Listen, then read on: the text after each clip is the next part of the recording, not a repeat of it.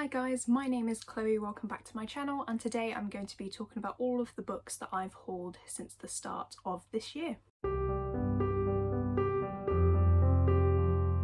Now, when I went through my spreadsheet to look at all the books I've hauled since the start of 2024, I was actually quite surprised there's not as many as I expected. I think it was less than this time last year. I didn't check, but I just feel like there was a bunch more. I've only got like 16 or 17 books, so that's not bad for up till the end of March, about 3 months-ish. So yeah, I'm just going to go through you now. Some of these I have read, most of them I haven't, and yeah, just show you what I've hauled so far. The first books on this list are Golden Sun and Morning Star by Pierce Brown. These are books 2 and 3 in the Red Rising series. I own the first one, haven't read it yet, but I just keep hearing amazing things about this series. And I went to Trago Mills, which is a store in the UK, and these were about £2.50 each, so I had to pick them up. So yeah, I'm hoping that I can start this series, if not this year, definitely next year, because yeah, I want to get on board with the hype for this series. On that same visit, I also picked up Demon in the Wood, which is the Grishaverse graphic novel. I think this is following the Darkling and how he became to be who he was. I wasn't really too fussed about this one, I was just going to leave it alone, but I think I ended up paying under £5 for this copy, and I do enjoy reading a graphic novel, so I thought why not. I don't know if I'll get to this one anytime soon, but it's there when I want it. Next, I picked up a book for a series that I've had for a very long time. I think it's over 10 years now, and this was just one of the books that I was missing. It's Midnight Bites by Rachel Caine. This is part of the Morganville Vampires series, and this is a bind-up of all the short stories, which I don't actually think I read any of them. I think at one point they were posted on the website, but this is like a bind-up of everything. And whilst I have read the main series a couple of times and loved it, I've never read this, so I definitely need to do a reread so that I can get to these stories as well. Next, I picked up a few books in the Amelia Fang series. I don't know if these are in order or not. They might be, they might not be. So I've got Amelia Fang and the Unicorn Lords, Amelia Fang and the Memory Thief, and then Amelia Fang and the Half Moon Holiday. I don't know what order, but these should be books 2, 3 and 4 in the series. I read the first book possibly last year, and whilst it wasn't amazing, it's definitely written for a younger audience. I just loved the story and the characters, and the illustrations are gorgeous, so I wanted more. So I think I picked these up on eBay for about £3 each, and then they were like, I got one of those free as well. So it was a pretty good deal. I still need to get some more books in this series. I'm hoping to own all of them by sort of autumn, Halloween time, and then just binge the series because they're so short and sweet and easy to get through, and I definitely want to find out what happens next. Next is a book that I had read already, and this is The Fury by Michaelides. Don't know if that's how you pronounce his name, but we're going for it. I pre-ordered this one from Waterstones. It came, I read it pretty much straight away, and I quite enjoyed it. I think I gave it a 3.5 stars, so it was pretty good. I loved the narration for this book. It was absolutely amazing, but I think I was slightly let down by the outcome and how this ended. It is a thriller, and you're following a group of people that are trapped on this island and they can't leave, and then there's a murder. So yeah, that pulled me in because And Then There Were None is one of my favourite books of all time, so anything that involves being stranded on some kind of island where there's murder is going to grab my attention. But yeah, overall it was pretty good. I'd quite like to read this one, reread this one even, knowing what happens and going back and seeing all the connections.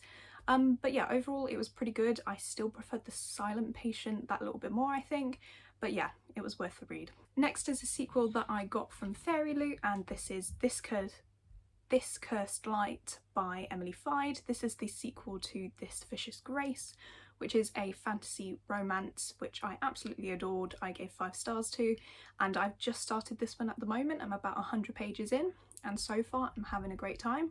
Not quite as good as the first book so far, but we've got like lots to go through yet, so yeah, really great. And I love the blue colour on this. It's absolutely stunning, and the edges as well, very nautical. But yeah, hopefully I enjoy the rest of it. Next was another pre-order. I actually have the paperback version and also this version that I'm about to show you, and this is Bride by Ali Hazelwood. This is the Illumicrate edition, so it has a slightly different colourway on the cover, some gorgeous sprayed edges with the moon and the bats, and then under the dust jacket is probably my favourite part.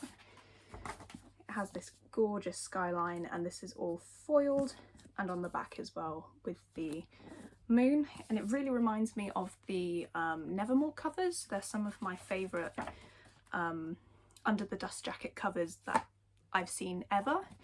So yeah, I really love this edition, and this one is a book that I have also read as well. I gave it 5 stars. Absolutely blown away by this book. Amazing. I'm not usually into werewolves. This is a paranormal romance where the main characters, one of them is a vampire and the other one is a werewolf. So it's a bit of a 50-50 between vampires and werewolves, but I loved it. Also can't believe that Ali Hazelwood managed to write a fantastic paranormal romance when she's very used to writing her STEM romances in the past, which are amazing, but this was definitely very different and I loved it. I hope she writes more, either in this world or a different fantasy setting, because I'd love to see what else she can do. But yeah, if you haven't read it already and you love romance, definitely pick this one up. Next is another anticipated release, and this is House of Flame and Shadow by Sarah J. Maas. This is really heavy. Yeah, massive book. I'm probably not going to get around to this one for a very long time because I've decided to reread all of these Sarah J. Maas books, and currently I'm only on Crown of Midnight and I'm starting with the Throne of Glass series first. So it's going to be a good while until I get to this one. I know that you don't necessarily need to read all of them before, but I enjoy all of her series and it's been a while since I've read them. So I've decided to do it that way. So it's here for when I want to pick it up. Might be in a few years yet. Next is a book that I have 2 copies of at the moment actually, and this is A Tempest of Tea by Hafsah Faizal. This is the Waterstones edition with the gorgeous sprayed edges there. But I also got a Fairy Loot copy as well because it was in a monthly box. I'm very excited to check this one out. I am going to be buddy reading this one next month with a couple of friends, and yeah, I can't wait. I've heard it described as Six of Crows meets vampires, and I love both of those things, so I'm excited. Next is a book that I know next to nothing about, and this is Where the Dark Stands Still by A.B. Poranek.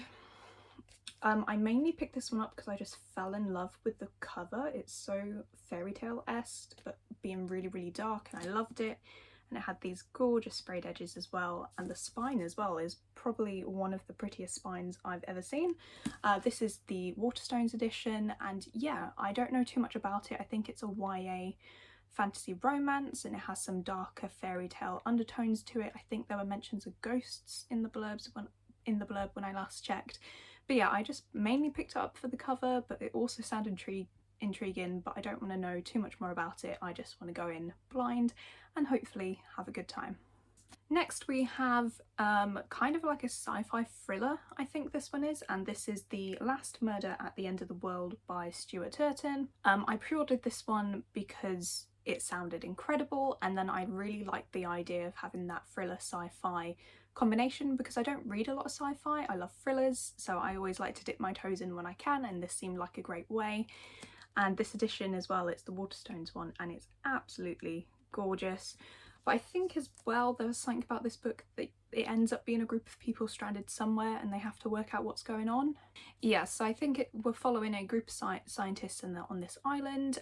Some murders are happening, but there's also this fog encroaching on the island and they have to work out how to stop that, but also work out who's killing who, and they've only got a certain amount of days before the fog just consumes everything.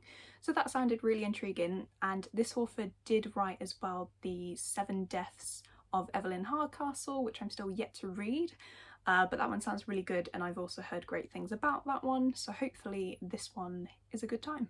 Next is probably my most anticipated release of this year, and I am almost finished with it actually. I'm currently reading it.